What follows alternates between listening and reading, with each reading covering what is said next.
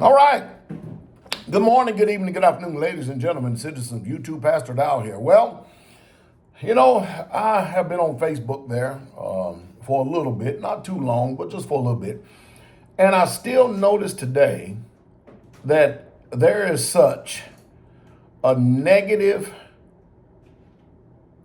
I don't even know how you put it. I'm going to put it like this, though. I'm going to be truthful and honest like I always am. But there's such a negative spirit against the ways of the Most High Yah. And it's especially concerning marriage. There's plenty of women and men out there talking about polygamy or polygyny, as if it's some type of negative and derogatory thing, when the truth is, America and this world has no shortage of forms of lifestyle that you can talk about that is negative and derogatory, but polygyny is not one of them. As a matter of fact, polygyny is regulated in the scriptures. As a matter of fact, there's even a point where it's mandated in scriptures. And here's the big one right here. Nowhere in Old or New Testament is polygyny called sin. You can't just insert something because of how you feel or what you think. And so what I did in order to, I'm sure I'm not going to, because people have a platform, they have a mouth to move. That doesn't mean that they put forth truth. So what I did is I actually put out a $10,000 challenge to the best theologian that they have in the world, the best scholar in the world, so-called scholar in this world. So we can set up a very professional, moderated debate on this particular subject, biblical marriage. And you better believe it's not called Focus on the Family either. And we'll see how that works, because we have a lot of people who are not even involved in the lifestyle act like that they are actually subject matter experts on this when they are failing systemically again and again, and they can't even keep monogamy as a form of marriage. It's nonsensical to me. So I had somebody get in their feelings, get really upset. And they said, well, Pastor Dow, the laws of this land in America says that polygamy is a sin or against the law. That's what they say. Polygamy is against the law. I told you, I don't advocate polygamy, it's polygyny. And you have to go back and do some due diligence. You have to do your own independent research to find out where I'm coming from. I'm not going to speak to you from my feelings or my emotions or what I think or what I feel. Just like yours, your feelings, your emotions, what you think, what you feel, it's all totally irrelevant. What is relevant is truth. What matters is truth. And I said, really? So the sentiment of today and this time and hour is that we should not even preach, teach, or practice polygyny simply because it's against the law in the United States of America. If there's anything that I've ever heard that is extremely nonsensical, that makes no sense whatsoever at all, if we follow that line of thought, you Christians are in some serious trouble. The law of the land, according to the Supreme Court in 2015, is that homosexuality and lesbianism is an accepted form of lifestyle and is a sanctioned marriage by the state, by the government, the federal government of the United States of America. So are you all supposed to go out there and get a license to practice it? Well, I know that some of you are. Some of you have got them in, homosexuals in your pulpit, lesbian marriages, lesbian marrying, homosexuals. I mean, that's what Christianity does. It's just a state of confusion. That's why real men are fleeing Christianity like a rat does a sinking ship, because there's nothing manly about it. And you people got to watch out for a lot of these soft talking, wolves in sheep clothing, effeminate men who their demeanor and their character is softer than women nowadays. Men are warriors, supposed to be warriors. Men are builders. Men are the ones who actually build civilizations. They build homes. They build structures. They go to war. They fight. They're not these passive, effeminate people that just sit by and just smile and have a pious spirit upon them and a pious look upon them. I tell you, deception is something. I do know one thing. Because of the advent of feminism, I know that people like myself and anybody who has exhibit any form of masculinity whatsoever at all is condemned by this effeminate world, which I don't give two nickels worth of rat's ass about what this world thinks. I don't. I'm a man of truth. And when it's all said and done, we're all going to be judged by the Creator. And we're not going to be judged by the Creator by the opinions of men. We're going to be judged by the Creator based on truth and how we have lived our lives, and did we have enough faith to not only be hearers of the words, but doers.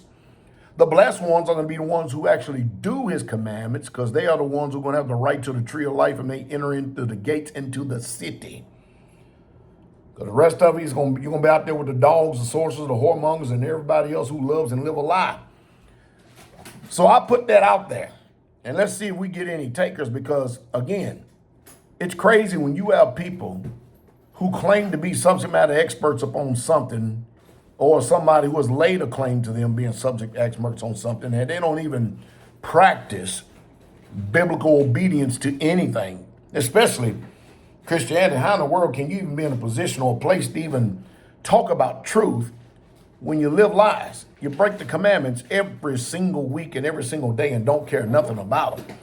See, it's this type of talk right here that is divisive in a world of carnality and in a world of compromise. You know, I did a message some time ago on convictions and preferences. I don't even know if people even know the difference today. I really, truly don't. But when I get back to the States, I'm actually going to run the gauntlet on some of this a little bit. So I thought I'd come on here and say something to stimulate thought. But nowhere, and I want to end it like this, in the whole of Scripture, and neither is it a prescription for a man and a woman to be monogamous. It's not. So guess what? A lot of you Christians who have taken the Israelite scriptures, the Hebrew scriptures, y'all might as well take y'all translations and y'all versions, and of course translation biases, because it's amazing how the translators knew exactly what the intent of the original authors were saying, but when it didn't suit their culture, they used translation bias and insert certain words to make your mind go down a path to believe a certain way that the scriptures itself don't support. So here's a fact. Let me quote some facts. Abraham was a polygynist. Jacob was a polygynist. How do you think we got 12 tribes of Israel? Moses was a polygynist. Gideon was a polygynist. Elkanah was a polygynist. David was a polygynist.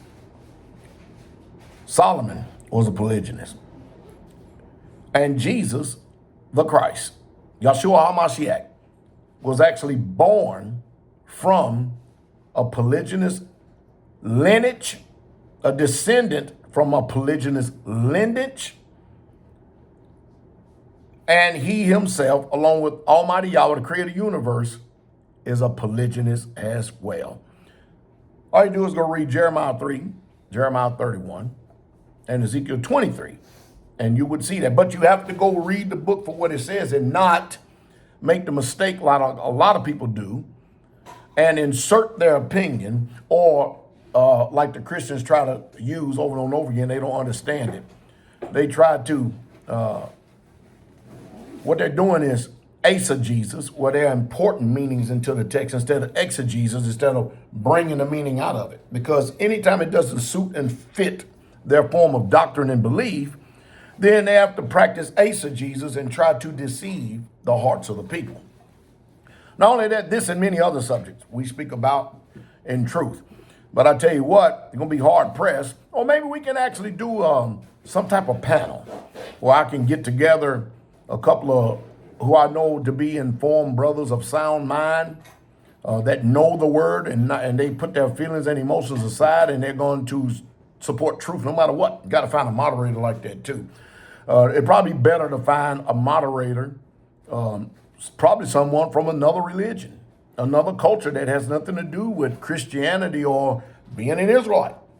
For them to, you set forth the facts and put it up there, and then let that moderator and the people in the audience judge facts, not emotions, not truth, of what you create of your own. That's not truth. The book says that sin is a transgression of the law, and nowhere in the law of Yahweh will you ever see a man having more than one wife being condemned. If that's the case, then Abraham is in hell, Moses is in hell, Jacob is in hell, David is damn soul in hell, burning like hell, if we follow the Christian sentiments. And now, see, none of them would actually step across the line to say that, though. They're not going to say that because that'd be taking it too far. So you might as well throw away Psalms, written by Pelagianists. Might as well throw away Proverbs, written by Pelagianists. Might as well throw away the whole entire law, which Christianity has already done because it's written by Pelagianists. So, this argument against biblical marriage, I need to see the same tenacity. I need to see the same vigor that y'all use to try to speak against what is biblically sanctioned and what Yah himself is totally silent on and has ordained. He never condemned it like many of you try to purport and said he did.